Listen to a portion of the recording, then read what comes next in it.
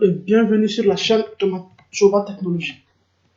Pour vous, le tuto de la semaine, la sécurité. Donc la sécurité, c'est bien qui nous est indispensable pour vivre, que ce soit chez nous, dans notre ville, pour pouvoir profiter de notre temps, profiter de nos proches, y vivre et y vieillir tous les jours. Nous avons d'abord besoin d'un élément clé qui est la sécurité. Se sentir en sécurité chez soi, se sentir en sécurité dans les rues de sa ville, se sentir en sécurité au lieu du travail. Ce sentiment de sécurité est quelque chose de très important dont on a besoin pour mener une vie stable et paisible. Donc, d'où, dans ce tuto, nous vous parlerons des différents systèmes de sécurité électronique existants. Voilà le système de sécurité électronique. Donc en matière de sécurité, la sécurité électronique tourne autour de la vidéosurveillance. Donc comme vous pouvez le voir à l'image, donc les systèmes de vidéosurveillance sont présents, que ce soit dans les lieux publics, dans les maisons des particuliers, dans les entreprises, partout où il y a besoin d'avoir un œil sur les différentes activités. Et elle est aussi utilisée dans beaucoup de lieux comme des moyens de dissuasion pour que les gens ne soient pas tentés d'y commettre des crimes et consorts. Après le système de vidéosurveillance, on a ce qu'on appelle les contrôles d'accès. Ces contrôles d'accès, généralement, on peut les trouver à l'entrée des entreprises ou des industries et même chez certains particuliers. Donc ce système, comme son nom le dit, son nom contrôle d'accès, donc il contrôle l'accès à un lieu. L'accès à un lieu, donc ce système il est chargé de vérifier l'identité de la personne qui tente d'entrer dans le lieu. Et en fonction des données qu'il a dans sa base de données, il autorise ou refuse l'accès à cette personne. Donc en plus de cela, nous avons les systèmes anti-intrusion et anti-incendie. Et en plus de cela, on peut aussi avoir plusieurs types de systèmes de sécurité.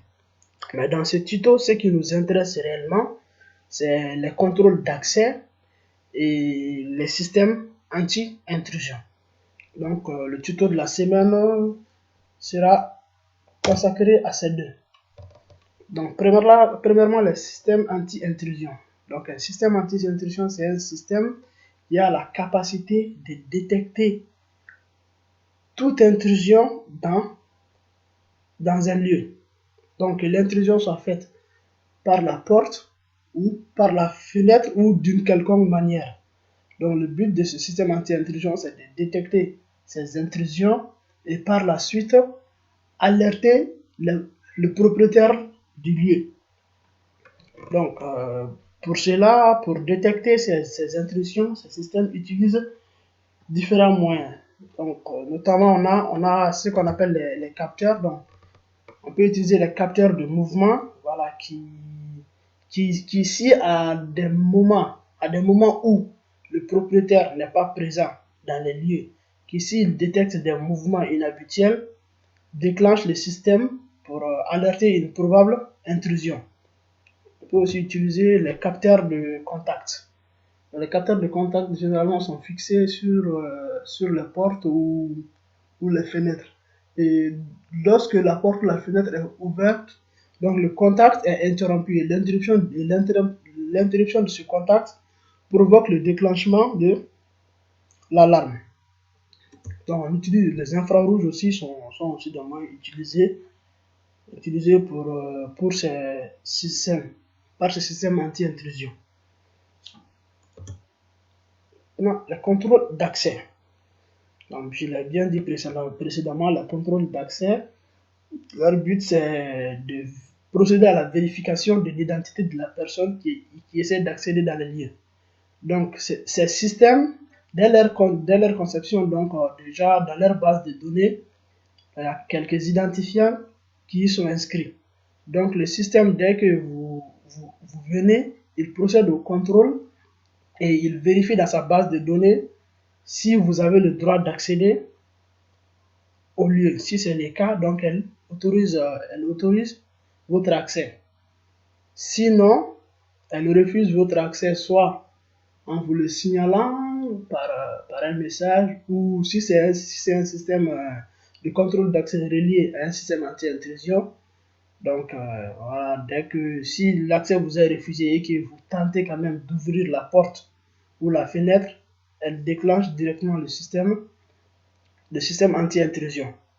Donc ce contrôle d'accès se fait de différentes manières. On peut contrôler l'accès à l'aide d'un badge, donc un badge que vous devrez présenter au système pour qu'il puisse procéder au contrôle de votre identité. On peut aussi le faire par code. Donc pour ce cas, vous devrez être détenteur du code d'autorisation. Donc ce code, vous devrez le taper sur le clavier du système. Donc ce genre de système de contrôle d'accès ont des claviers. Donc, elle peut aussi se faire par empreinte digitale. Donc là, à l'image, on a un système qui combine ces trois types de contrôle. Contrôle par badge, par code et par empreinte. Donc, en plus de cela aussi, on peut le faire par l'iris. Donc, elle peut le faire en détectant l'iris de la personne qui est autorisée. Donc, le fabricant de téléphone Apple utilise cette technologie pour ses iPhones. Maintenant, passons à la solution Soba Technologies. Donc, avec ces différents moyens de détection d'ouverture et de ces différents types de contrôles, donc Soba Technologies a choisi le contrôle d'accès par badge, combiné au capteur à effet Hall pour pouvoir concevoir notre système qui contrôlera l'identité de la personne.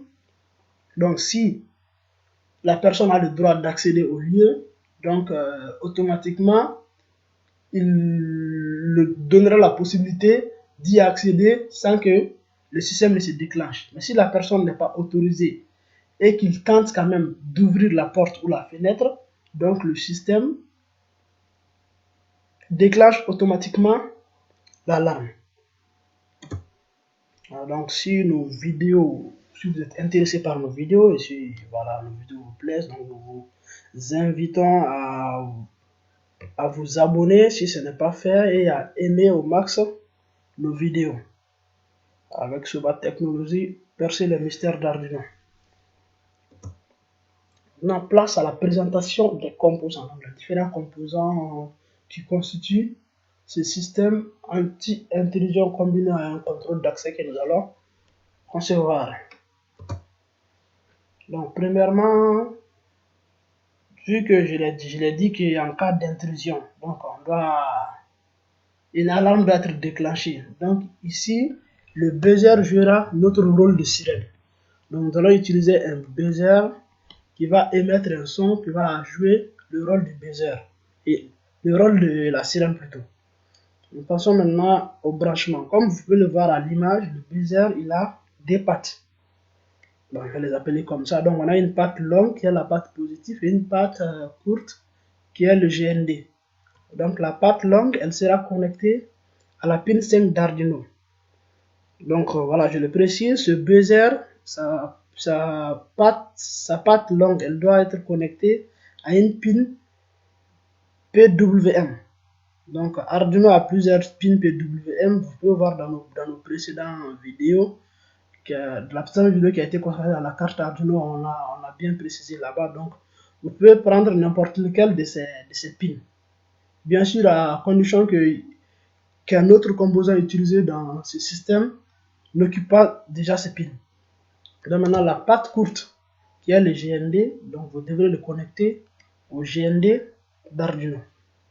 Maintenant, passons au second capteur. Donc le capteur a FRD Hall. Donc c'est le capteur qu'on va utiliser pour pouvoir détecter pouvoir détecter l'ouverture de la porte. Donc ce capteur, son fonctionnement, ce capteur, il permet de détecter un champ magnétique créé dans l'environnement. Donc elle a une sortie analogique pour transmettre pour la sortie des informations analogiques et une sortie numérique. Un GND et un VCC. Donc dès que le capteur détecte un champ magnétique, il envoie un au niveau de la sortie numérique. Donc, maintenant nous allons passer au branchement. Donc les D0, donc ici nous allons utiliser uniquement la sortie numérique. Donc le D0 du capteur sera connecté à la pin 2 d'Arduino. Et pour ce qui est du VCC, il sera connecté au 5 volts. Parce que le capteur, il fonctionne sous une tension de 5 volts. Et le GND, il sera connecté normalement au GND d'Arduino. On passe au suivant. Là, nous avons ce qu'on appelle la carte RFID. Donc, c'est cette carte que nous allons utiliser pour la lecture de notre badge. Donc, passons maintenant au branchement. Donc, cette carte RFID fonctionne sur une tension de 3,3 volts. Ce qui veut dire que son VCC sera connecté au 3,3 au pin 3,3 volts qui existe sur Arduino. Et le GND donc sera aussi connecté au GND d'Arduino. La pin RST sera connectée à la pin 9 d'Arduino. Donc la pin SDA Serial Data sera connectée à la pin 10 d'Arduino.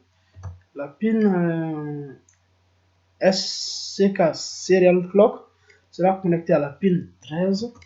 La pin MOSI du RFID sera connectée à la pin 11. Et la pin MISO sera connectée à la pin 12.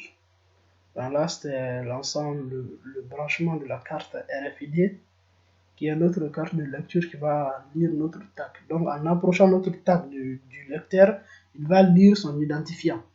Donc une fois qu'il lit son identifiant, Arduino va essayer de comparer cet identifiant qu'il a lu aux identifiants qui se trouvent dans sa base de données. Et pour vérifier si la personne qui l'a présenté est autorisée ou pas. Donc maintenant, passons au LED. Donc ici, le LED, nous allons l'utiliser comme témoin. Donc, ça veut dire quand vous allez mettre votre carte. Donc, si vous avez droit à entrer, la LED verte va s'allumer. Et voilà, ça va s'allumer durant un certain temps. Voilà, pour vous permettre d'ouvrir la porte sans déclencher l'alarme. Donc, comme vous pouvez le voir à l'image du milieu, ça c'est la connexion de la LED à la résistance. Donc, une résistance de 230 ohms.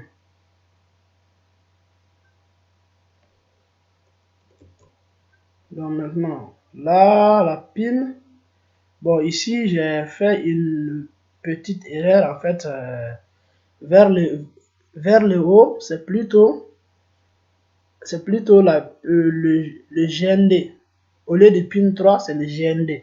Et maintenant, vers le bas, c'est le pin 3. Donc, voilà, je vous signale. Donc, veuillez dans votre réalisation, si vous voulez le tester, à corriger cette erreur-là. Donc, au niveau du pin 3, c'est plutôt le GND qui est connecté à ce niveau. Et la pin 3 prend la place du GND. Donc, c'est une petite erreur que j'ai faite, mais bon. Vous pouvez le corriger, vous le constaterez probablement si vous avez visionné nos anciens tutos. Et maintenant, voilà, avec Soba Technologie, apprenez le meilleur d'Arduino. Donc, nous vous invitons à vous abonner si ce n'est pas fait et on passe à la suite. Donc, la partie programmation. Donc, la programmation. Donc, aujourd'hui, je ne vais pas vous présenter les codes. Le code, je vais peut-être le mettre dans la description, mais je vais seulement vous présenter son fonctionnement. On va faire un organigramme pour que vous puissiez comprendre comment il fonctionne. Donc voici notre organigramme. Donc les différentes fonctions de ce système, qu'est-ce qu'il va faire? Il doit vérifier l'état, vérifier s'il y a une carte, vérifier si la carte elle est bonne, mettre le dispositif en veille pendant un temps pour permettre à la personne d'accéder au lieu sans déclencher le système. Et si la porte est ouverte et qu'il n'y a pas de carte et rien du tout, donc il déclenche automatiquement le système. Donc, comment ça se déroule? Donc, premièrement, au lancer, elle va vérifier l'état de la porte. Donc, si la porte elle est ouverte et qu'il n'y a pas de tag, c'est-à-dire que personne n'a présenté son badge, mais la porte elle est ouverte, donc cela veut dire que c'est une intrusion. Donc, déjà, la personne n'est même pas venue avec une badge ou si c'est une badge, un badge est là, mais c'est pas le bon, donc elle va déclencher le système parce que c'est toujours une intrusion. Donc, la personne n'est pas autorisée, elle essaie d'accéder. Donc voilà, si c'est le cas, l'alarme est déclenchée. Donc si cette alarme est déclenchée, le seul moyen de couper l'alarme, pour couper l'alarme, il faut qu'une personne qui a autorisation d'accéder au lieu présente son badge pour pouvoir couper l'alarme. Donc si l'alarme est déclenchée, donc on va venir là dans la vérification de la carte. Donc l'alarme sera déclenchée et le processus va se continuer. Il va vérifier jusqu'à ce qu'une carte se présente. Donc si une carte se présente, donc alors c'est bon, il va couper l'alarme et mettre le dispositif en veille. Donc c'est-à-dire que durant cette période, on ne vérifiera pas si la porte est ouverte. Pourquoi? Parce que si la personne est autorisée, donc il va ouvrir la porte. Donc en ouvrant la porte, le champ va s'éloigner, le champ créé par l'aimant qui est fixé à la partie mobile de la porte va s'éloigner du capteur. Donc ce qui normalement est une ouverture, donc un déclenchement. Mais si la personne est autorisée, nous devons trouver un moyen pour que cet élément du champ magnétique ne soit pas pris en compte le temps nécessaire que la personne autorisée ouvre et entre dans les lieux. Donc, d'où le dispositif sera mis en veille pendant un temps N. Pendant un temps N. Et passé ce temps N, le dispositif sera relancé. Ça veut dire qu'il va revenir à l'état de vérification de l'état de la porte et suivre les autres états. Maintenant, si on vient maintenant, il vérifie, il va que voilà, la porte n'est pas ouverte. Donc, il descend directement, vérifier s'il y a une carte. Donc, si la carte est bonne, donc c'est mise en veille. Mais si la carte, la carte, carte, badge, tag, vous allez constater que je dis souvent carte, badge, tag, donc c'est tout cela, c'est la même chose. Tout cela, c'est pour parler du badge. Donc, si le badge, il n'est pas bon et qu'on est à l'étape de vérification, donc la lettre verte ne va pas s'allumer pour que la personne sache que voilà, qu'il n'est pas autorisé. Donc, du coup, et si la personne ne force pas, donc le système va retourner. Donc, cette boucle va continuer, donc d'une manière infinie. Donc, sauf si le dispositif est endommagé. Le dispositif est endommagé. Donc, voilà, tout de suite, nous allons passer à la présentation du dispositif, une petite vision de présentation du fonctionnement du dispositif. Donc, je viens à vous pour vous inviter, si vous n'êtes pas d'abord abonné, de vous abonner à notre chaîne et surtout si vous avez quelques personnes dans votre entourage qui sont intéressés par l'électronique et par Arduino, donc n'oubliez pas de les partager nos vidéos. Donc nous vous remercions pour votre temps et passons maintenant à la partie pratique. Voilà, donc voici le système en question. Comme vous pouvez le voir, c'est là où on va mettre les tags. Donc là, on a le capteur à effet de Hall. Et là, on a un aimant. Donc le but de l'aimant, c'est de créer les champs magnétiques. Un champ magnétique qui est détecté par ce capteur. Et donc en éloignant la porte, donc l'aimant sera éloigné du capteur. Donc ce qui va éloigner les champs magnétiques. Donc s'il ne détecte plus les champs magnétiques, cela veut dire que la porte a été ouverte. Donc je vais faire un test tout de suite. Je vais essayer d'ouvrir la porte. et vous verrez que le système va se déclencher. Voilà, j'ai ouvert la porte, donc le champ magnétique a été éloigné, donc du coup le système, l'alarme s'est mise en route. Là, maintenant, pour le stopper, je viens avec mon tag dont l'identifiant a déjà été enregistré dans l'Arduino, dans la mémoire de l'Arduino. Donc je mets, voilà, je le mets là et voilà mon système, il est désactivé. Donc je peux fermer la porte et même réouvrir, le système ne va pas se déclencher. Donc voilà, si vous voulez sortir sans que le système se déclenche, vous devrez mettre les tags là et dès qu'il reconnaît les tags, donc vous pouvez sortir en toute sécurité sans que le système se déclenche. Mais si une autre personne vient, même sans tag, et qu'il essaie de forcer la porte, dès que la porte, voilà, comme vous venez de voir, quand ça passe au vert, donc ça veut dire que voilà, c'est déverrouillé, vous pouvez passer sans que l'alarme se déclenche.